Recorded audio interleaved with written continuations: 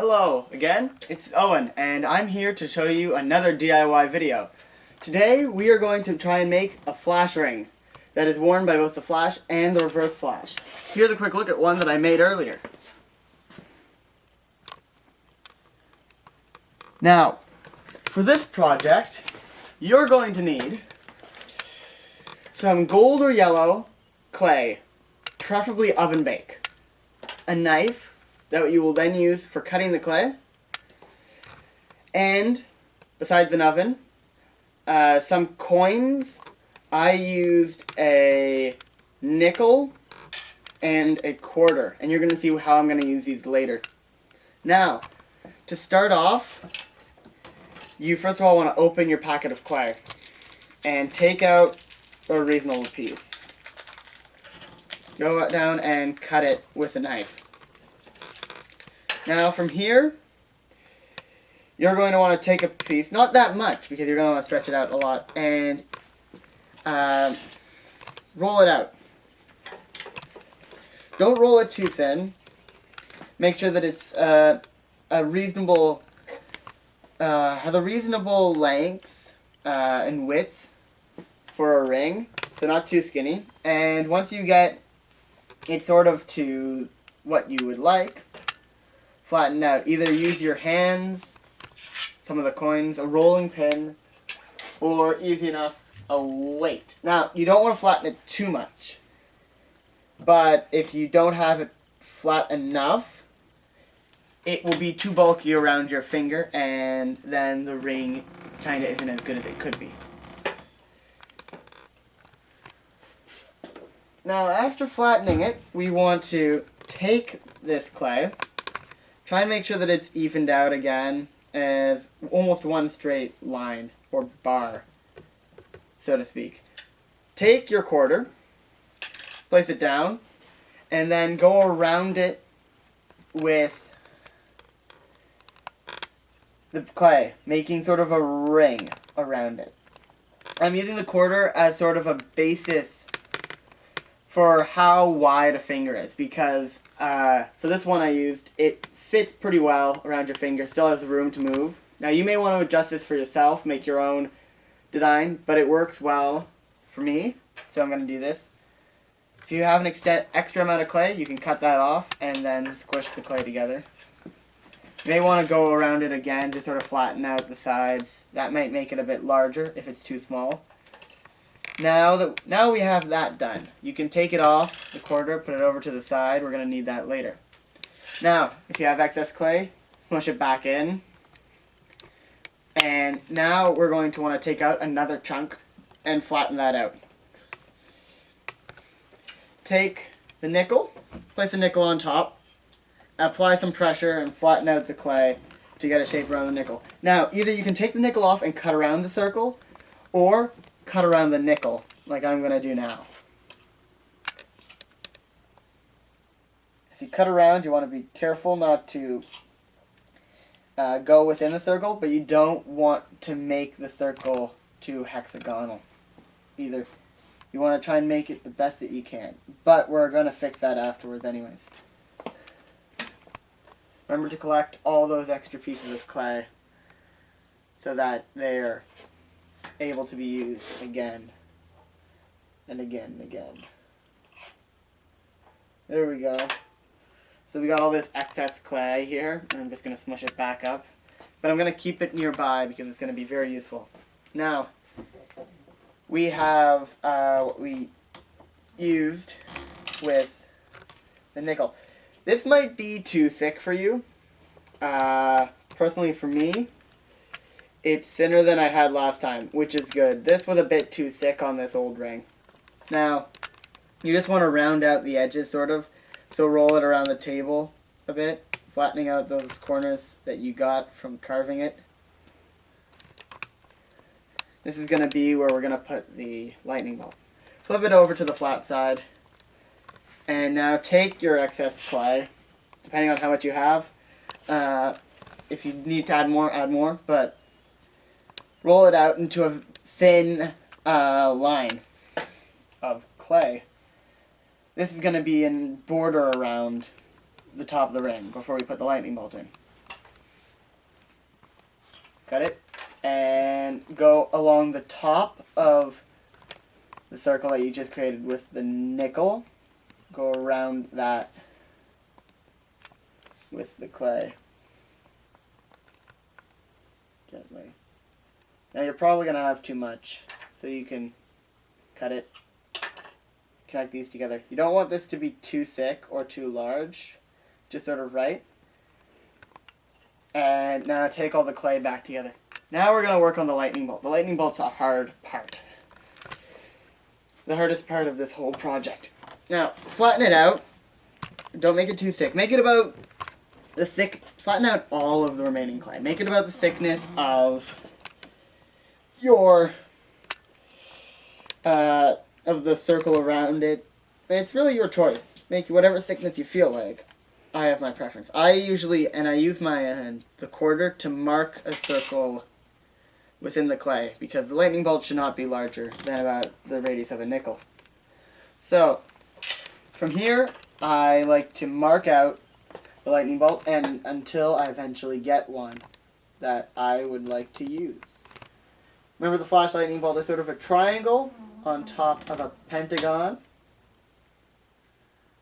on top of another triangle facing the other direction. Now you can make it however you like. When I do this, I like to search it up so that I have an accurate looking one. Just sort of shape it out in the clay. Use your knife beforehand. Just shape it out. Don't cut it out with the knife yet until you make sure that you have a nice version that you would like to use. Once you have that version, you can now cut it out. Cut along the lines and cut out your lightning bolt. Want to be very careful not to break any of the tight corners when you do this. So it's a very tough one. You're probably going to have a lot of excess clay from this, so you can make a number of these. This project, once you're done, this project can be used to make other rings. So you can make a Green Lantern ring. You just got to sort of change a bit of the design that you put in the center. If you want to use different colors for this, you can definitely use different colors when creating this project. You could use some white clay if you feel like adding some white to your flash ring. It's really your creation. Oh, that's unfortunate. If you mess up, remember it's clay. You can redo it. Just happened to me right here. Just want to flatten it out. Go over it again until you get something nice. Once you have what you like, first of all, make sure that you have it and it looks nice. If you break it, don't worry. As I said before, clay, you can fix that. Easy peasy. So if you have any questions about this project, by the way, you can comment once you're done watching the video. I will try to answer them to the best of my ability. If you have any recommendations for videos, I love hearing those. And I will accept any of them. This is one actually that was given to me by one of the viewers. There's going to be a shout out to him at the end of the video. Can't remember his name off the top of my head, but great idea. I never thought of doing this sort of project. So this actually can work really well if you're doing a reverse flash or flash costume, since they both use it. So it's multi-use. Unfortunately, this one, I haven't created it so that you can pop out a suit, or that there's, so that it looks like the suit can come out. So if anybody else comes up with a cool way to add that into this, I would love to see. I think that'd be very amazing, really neat, and it would be great. Please remember to subscribe once you're done watching this video. There we go. So, once you get your lightning bolt all done, be careful with it. It's not going to be probably that large. You want it to be nice and small. Here's a look at what I've carved out. Now, I know that it's not perfect, but this is not meant to be 100% perfect flash costume. Here's a nice look at the ring. not the ring, the lightning bolt. And now we're going to take that, and on the circle that you've made here, you want to just put the lightning bolt across. Now, right around this section, where you have, where the line's connected, you could usually want to put the lightning bolt across that to cover it. So I'm going to go back over here and try and carefully put it on. You may want to use the back side, not the side that you cut along the lightning bolt on, because that side will be the least affected and it will look the nicest. But really, it's your choice. If you want to add more details, you have more, if you have carving tools to add more details, that's actually a great idea. This is just sort of the basics. I lacked those when I made this originally, and so I decided to keep with it. There we go. So you get something like this to put it across. There we go. And so now we're going to take this part and the ring, and we're going to go follow the instructions on the packet and bake them. And we'll be right back with you. So while the stuff's cooking, I would just like to say a few things. First of all, I forgot to mention, you should have glue if you're going to follow the next few steps after this. That depends on how you're going to bake the two pieces. Now, you could put the two pieces together like this ring here. And if you do that, you can bake it like this. I found that a bit challenging, so I baked them as separate pieces. The top piece, which I showed you before, and the ring piece separately. After baking them, you'll need this glue. You're going to find out about that later. If you didn't bake it as two pieces, that's totally fine. It still works, but I prefer to do it this way. Glue-wise, I recommend using some sort of super glue, crazy glue. Gorilla Glue does work. Either way, you're going to have to apply pressure to it to keep the pieces together so that they mold before you can wear it. That's all for now, and I'll see you after we're done baking these two pieces together. Okay, so now that we're done baking, we have our two pieces, unless you did them as one whole piece. And you don't need to continue watching the rest of this video, although I highly recommend it. So here are the two pieces. We have the ring part, which will go over your finger. I baked this one a lot thinner than my first version, as you can probably see the difference. This one is much thicker than this one. This one's much thinner, much nicer to wear. So you want to have this around a thickness of about 2 millimeters at most when you make the ring. That's important. Here's also the top. We have the top set.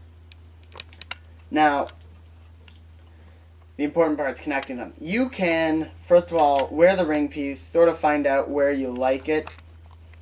I usually find the best spot at the top is right where, to put on the top of the ring, would be right where you would want to put this piece over. And I usually find that spot is right where the two pieces of the ring that I used for the ring connect right here. So where they connect together, laps, I usually find that's a good spot for this. Although on this ring, there's a nice flat spot on the top.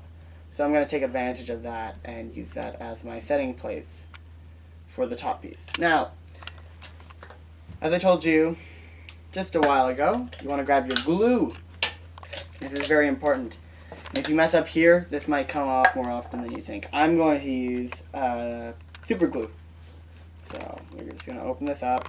Oh, that was easier than it should have been. Oh well. Hope it didn't dry off. So we're going to just shake it up a bit. Find the piece on the top where you like. Take the super glue. Put some of it on. Quickly close the super glue. And take the top that you have here. Remember, it needs to be a bit on a tilt because it's not straight on. The ring's a bit to a tilt. Now, if you really want to search up and make sure that you do this right, you can. I'm going to try my best right here. And there we go. Now, you just want to hold it there yourself. You've already put it in the position that you like. And apply pressure. We're just going to wait a few minutes. So, as we wait, please remember to subscribe to the channel, like the video. If you have any comments, I'd love to hear them. If you have any questions, I'd also love to hear them. If you have any recommendations for upcoming videos that I could do, I would also really love to hear them. That means anything. I can do things from Star Trek, Babylon 5. These are all supposed to be cheap, quick ways to make fast costume pieces. And now as we wait, this is now going to dry, and my cameraman is now going to add a little jeopardy because he did. And this is technically not part of his job, and he shouldn't be doing this. There we go, so it's finally dried. And you can now put that on your finger, whichever way you designed it to put on. And there you go, you've got your flash ring. So I hope you guys enjoyed this video again, and remember, like, subscribe, comment, whatever you feel like, share. It'd be great if you could share this video. I think people would like to watch this because there haven't been any videos about really how to make nice quick versions of these. I checked. Trust me. I always do my research before I do my project. So, that's me, Owen Dara, signing out, and I hope you like it. Also, before I go, I guess one of my friends would like me to make a shout out to his channel. My friend of mine has a channel called Unified Together. So he would like a shout out, and so there it is. It's actually pretty good. I checked it out. I mean, it's not that great, but it's good all at the same time. Either way, check it out, and I would like to see you guys next time. If you have any other recommendations, please remember to comment. See you later.